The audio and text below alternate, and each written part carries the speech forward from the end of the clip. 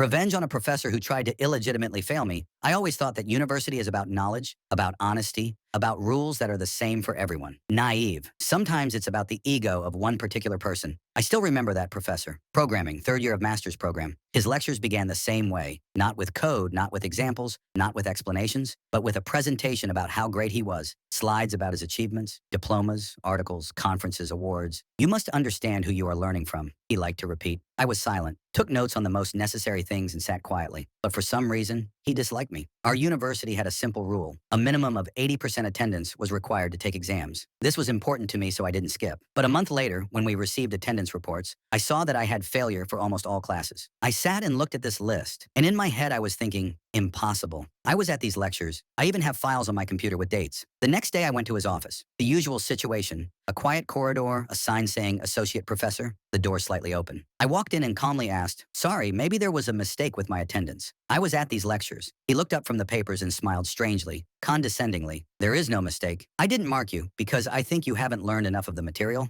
I froze. Sorry, but the rules. Rules? He interrupted. Rules are written by those who don't understand anything about education. I decide who deserves to be on the list and who doesn't. And then he put forward his conditions. He said that if I wanted to return to attendance, I had to pass his test, answer questions, and show the notes of his lectures. Notes. Although there were no official requirements to keep them. I agreed, of course, because there was no other way. I answered his questions and handed over my notes. He shook his head. Not enough. You don't deserve to attend. I left the office with shaking hands. It felt like I had been punched in the face. In the evening, I sat in my room and thought, first anger, then despair, then an idea. We have a student charter, a booklet that everyone usually throws away. But I read it once. There was a rule. Even if a student is late for class for up to 15 minutes, he is still considered present. No notes, no additional conditions, just the fact of showing up. I sat down at the computer, wrote a letter to the dean's office, and attached an excerpt from the charter. Then I went to the lab, opened the project folders. Here are the files with my name. Here are the dates that coincide with the lecture days. I took screenshots, printed them out. This was my defense. The next day, the head of the department called me. She looked at the papers, at the regulations, listened, and said,